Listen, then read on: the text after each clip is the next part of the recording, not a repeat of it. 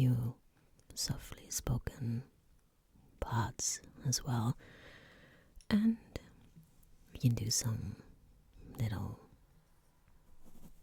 triggers at the same time.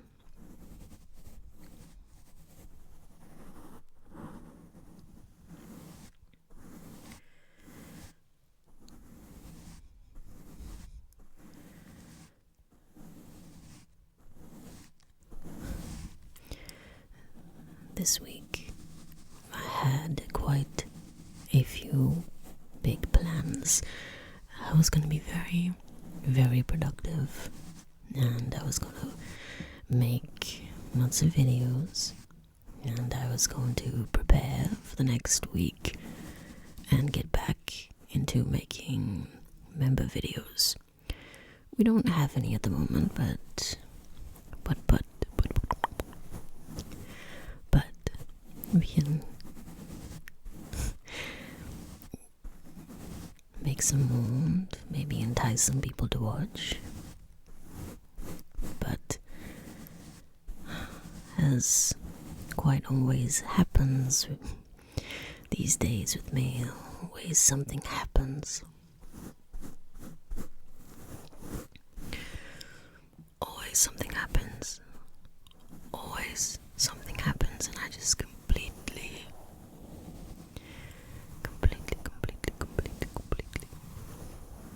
just have no motivation at all to do anything.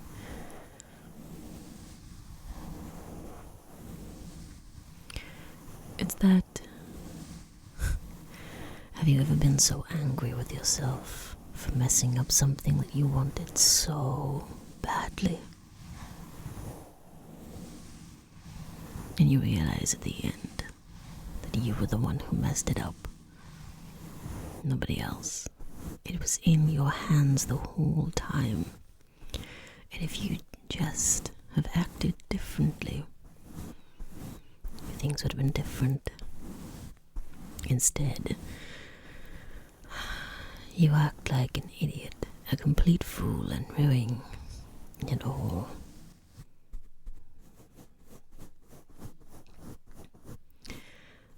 That was the situation that I find myself in at this moment in time, sadly.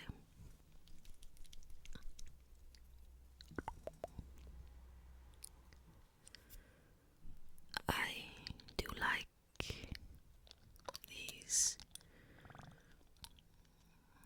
soft sounds. I forget the name of them, but they're like medicine bottles, I guess. I forget the name of them. What are their names? What are their names?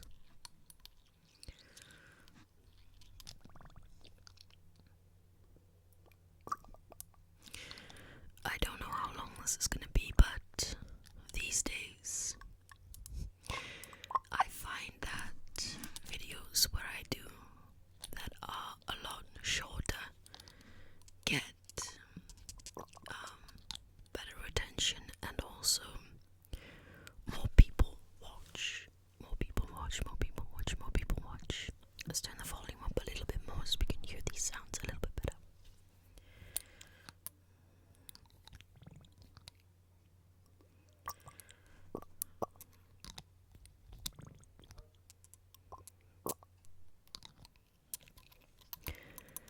It's gotten a little bit warmer around here these days, and it's a little bit too warm to close the windows, so I basically have the windows open the majority of the time, so I can hear everybody outside. And yes, I mean, I can't really keep stopping and starting, so there's just going to be a lot of editing to do in this video.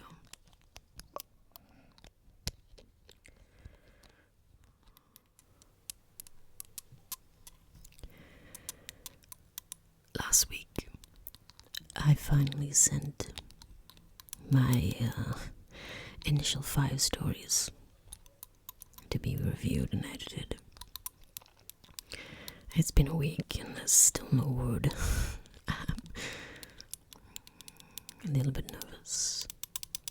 Last time it didn't really go so well, but this time I made sure that I checked everything, ran through it 100 times. Because with these stories, you don't so much have to focus on the script, but you have to focus on the whole thing. Directing everything, making sure everything is perfect. So it's a little bit difficult to focus on everything. There's a lot to do, there's a lot of coding, and it took me 4 days to just finish coding for customization of a character. It's crazy. And in the end,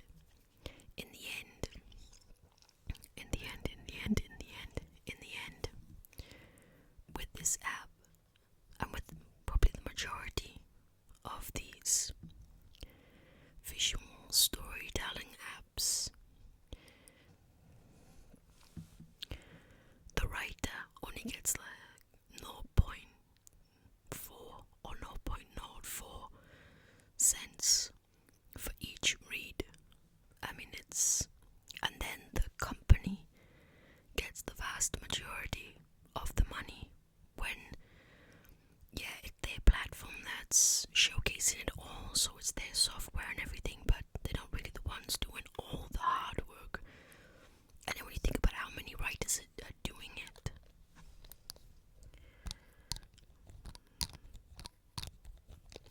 it's crazy.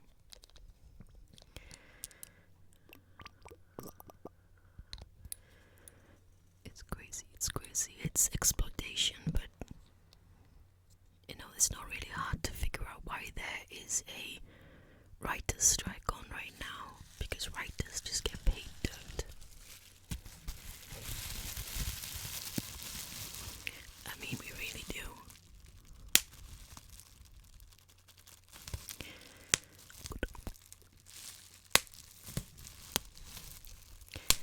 I mean, I know some people would think, wow, that's a lot of money for just sitting on your butt and doing nothing all day, but it's really not like that. Sometimes you find yourself working until 4 in the morning, sometimes 5 in the morning, finishing deadlines and scripts, and you'll be working all day.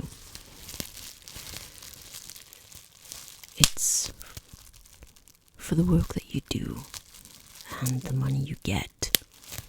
It's not fair play. And then, you have the contracts where, you don't really have any access or right over the content and material that you make. Usually the company that you work for retains rights to the show or the book or story, whatever you're calling it.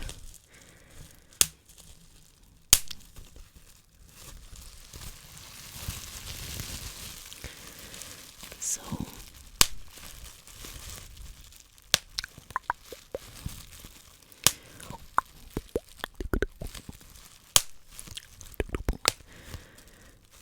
because I actually think that you get paid more for YouTube videos than you would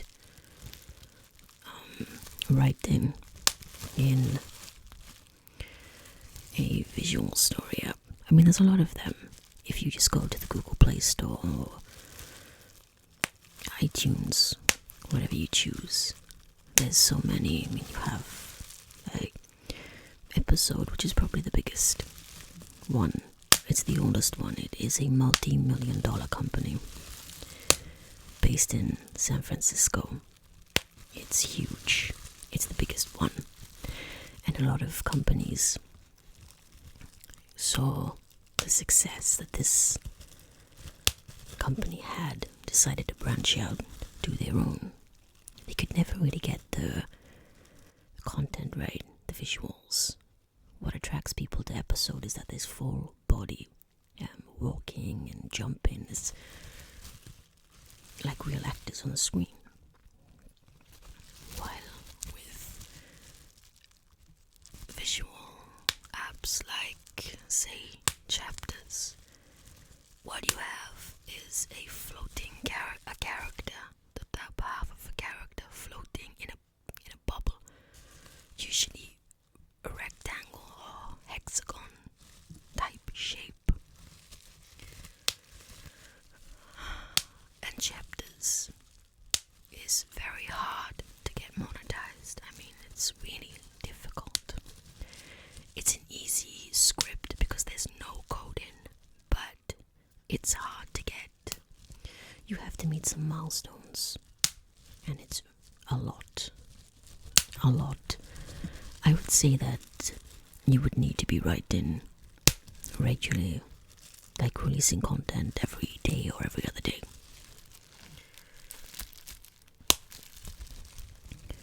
Again, the milestone on YouTube is easier to complete than these apps.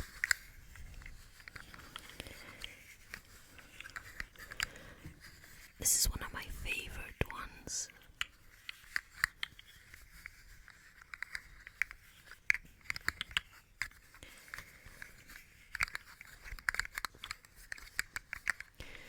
But in saying that, there's always negatives. There's always going to be, writers are always going to be exploited.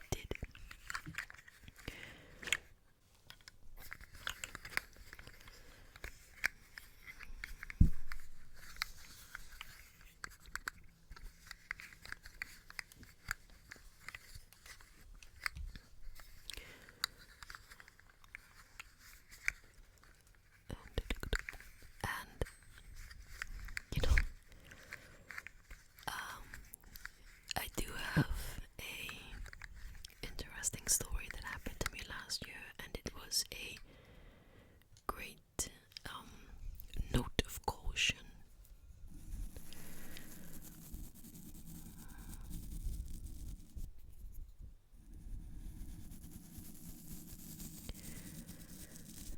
I'd been working for a few years for a miner. One of these companies, I'm not going to name it, it no longer exists anyway, and you will find out why in a moment. So I've been working for this company since 2020 and doing well. I was one of the lead writers. See, I started a few years ago.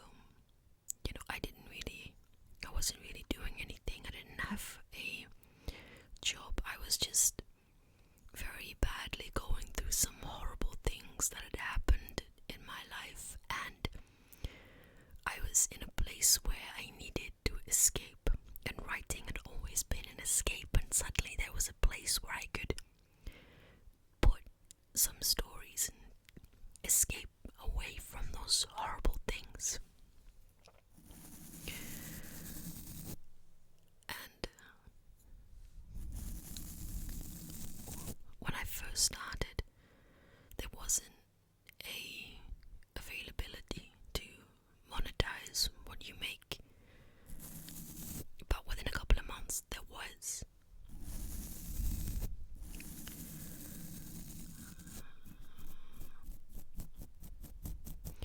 And what it did was build my confidence.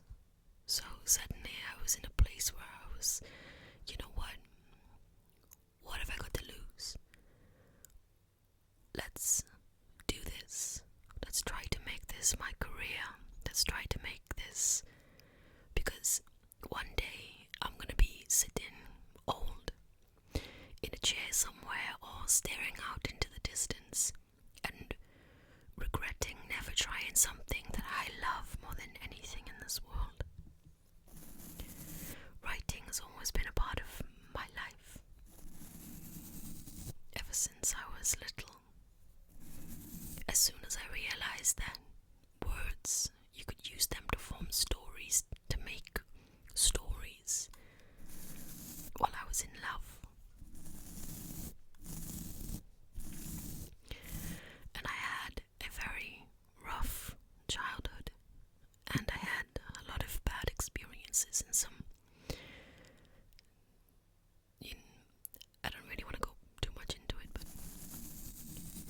writing was always a place where I sought sanctuary to escape it at all. I could never really formulate in words how I felt, but I could just put it into words and put it into stories. And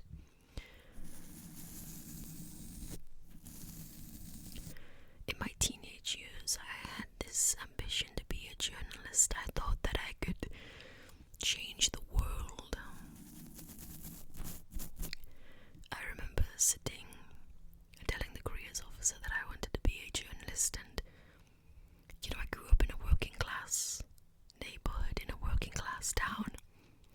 People didn't become journalists, they became, normal people. Especially when you tag on, well, I want to be, actually this is what happened. I said, I want to be a writer. And the careers advisor said, after some laughter, because, no working class girl ever became a writer. At sarcasm, there's a lot of cars around tonight. A lot of cars. I'm trying to stop so I don't catch any in this audio. Anyway, writing just became something that I used when I couldn't let out how I felt. I mean, part of being raised in a working class British environment is you don't talk about your feelings, and you don't tell anybody your feelings. If you have a weakness, you keep it to yourself. Or maybe that's just my family, who knows? On those bad habits, and what happens is, you grow up and you meet other adults and you realize that you can't communicate with them, and they get frustrated and they leave. So you have to learn to unravel all those things. And sometimes even when you know you have to, you still get stuck in those habits. But that's not what I was talking about.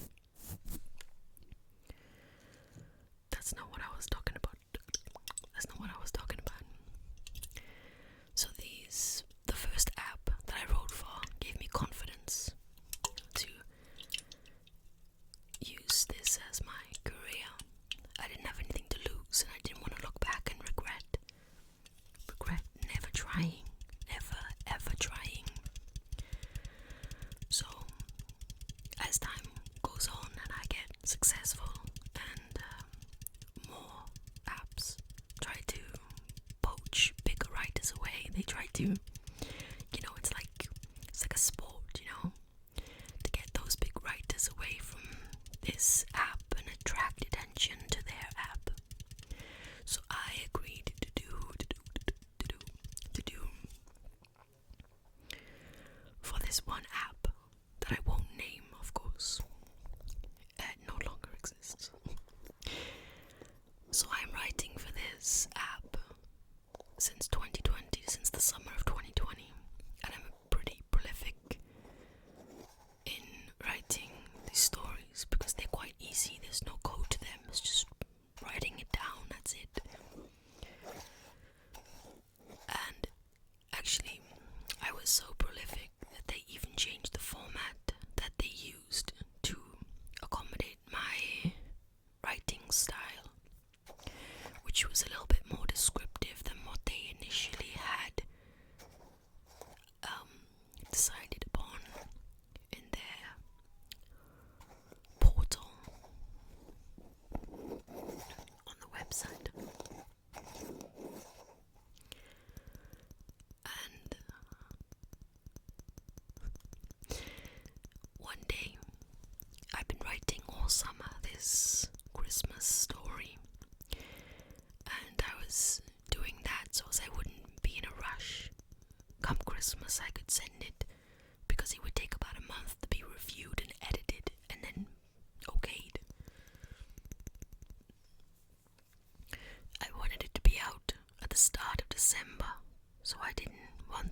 publish. So I started in the summer and I wrote throughout the summer, and then in November I sent it.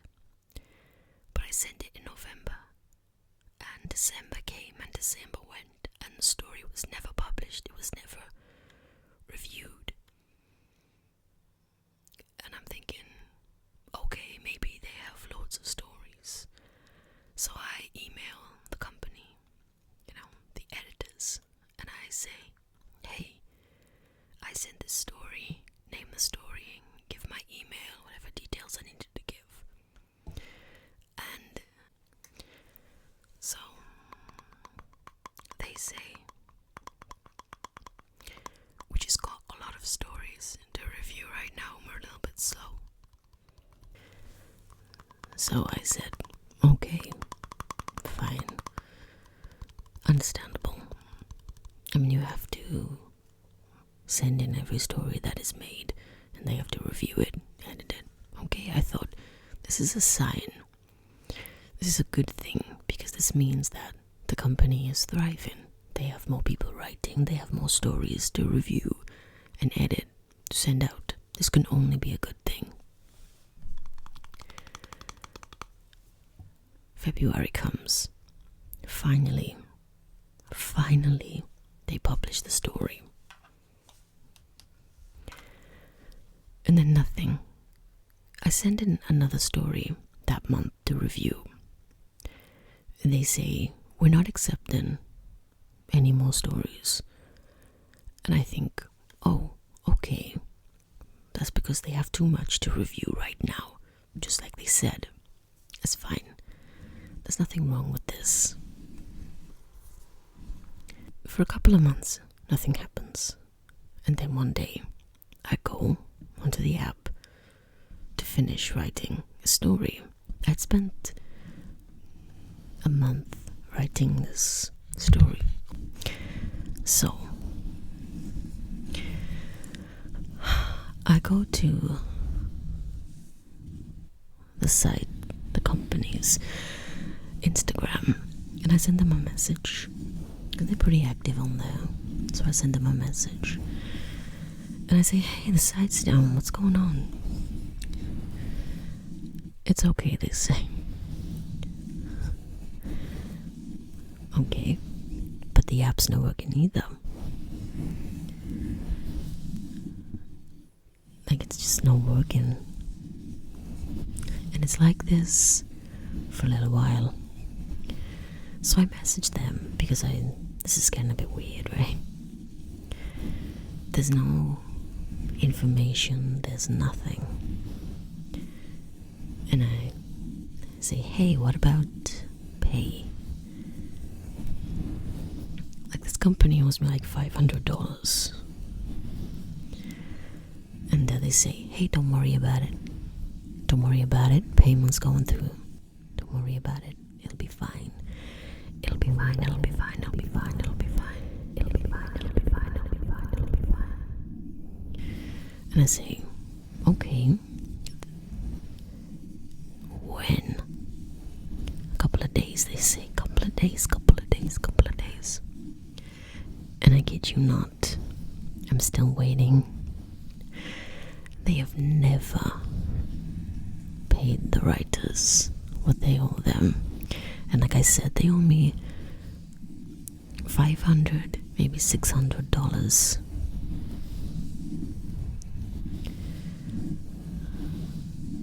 It might not seem a great deal, but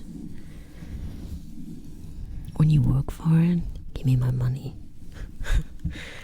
Anyway, so about a month goes by. It's last summer. I was already going through some tough times. Pretty tough times. And this was just something that was just hovering there on the peripheral of my vision, just annoying me. And suddenly one day, I go to the website and I click it. No reason. Check in. And there it is. It's all back. Everything. All my works. All my drafts. I think, okay, maybe there was some problem with the domain name or something.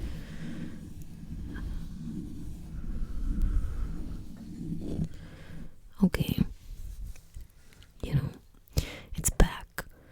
And my friend said, take all your work and save it. And at first I was like, but why? It's back. And she said, just take your work and save it. So I began saving it, only there's too much and I have a deadline, so I can't spend a lot of time saving the contents of the stories, all the scripts and everything, because I have a deadline and I'm going through some stuff. So I don't really think, I'm not thinking all that rationally in that moment. And I'm thinking, I have time to save this stuff. I didn't have time to save this stuff. Suddenly, about a month later, the domain goes again. The whole website is gone. And the app is down as well. I'm looking through the reviews and everybody is talking about the same thing. They can't access the app. This time, when I message through email and Instagram, there's no reply. They never ever reply, despite the fact that I've asked them again about money. Nothing. Not a sausage, not a dicky bird. The editors and creators of the app have their own individual Instagram accounts. Each of them follow mine. I follow them. I've spoken with them. We've conversed. Suddenly, everybody's silent. Everyone silent. For 10 o'clock on a Thursday night, things are very active tonight. It's really annoying. There's some people walking past and cars driving. It's just annoying the crap out of me. Anyway, a few months go by. And one night in November, listen, I'm going through some heartbreak and it's painful and it hurts and I'm confused and I don't know what the hell is going on. So I want to take my mind off it. So I pull up my Instagram and I go to the Instagram account. It's still there, still up, still standing. Nothing's been posted. Nothing's been liked. There's no activity. There's nothing. But it's still there. So I think, what about the people in their individual Instagram accounts who worked with this app, who worked on it? What are they doing? So I go to their Instagram account, and each and every single person, their Instagram is gone. Gone. One of them I found had a new Instagram account, but it's private.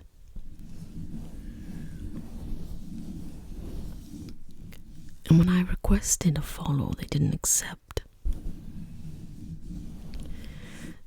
I goes to Google and I types in the name of the company. It's still an active company. There's been no bankruptcy. There's no news. There's nothing. It's still an active company. I found out they were having meetings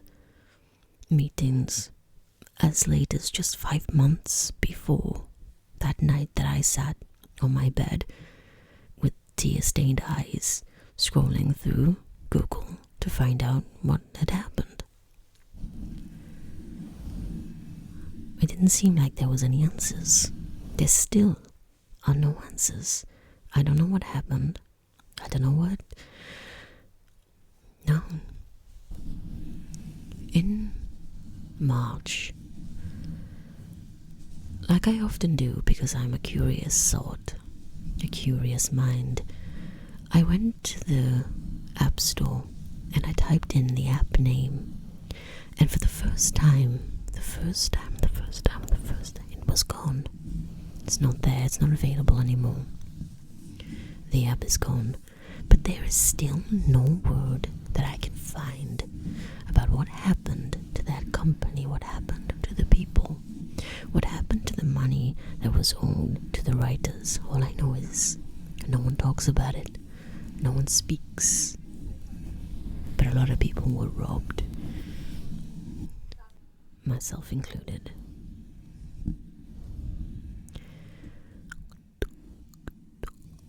And no one knows what happened.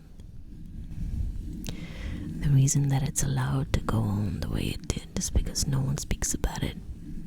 Writers are told there's some things you don't talk about. Money.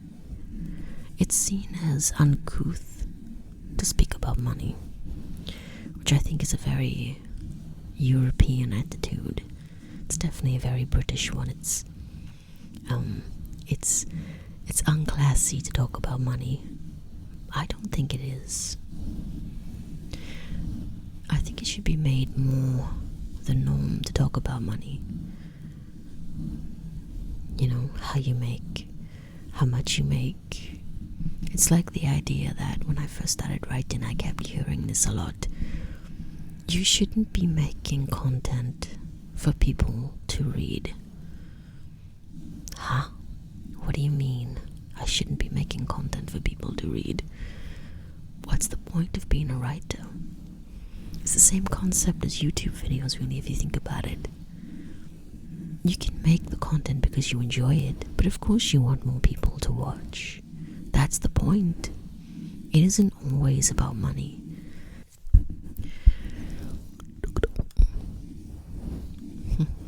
I think you should always make content for people to watch, for people to see, for people to read, whether you're a writer, animator, a YouTube creator of anything, a photographer, an artist, a painter, fashion designer, doesn't matter what. You create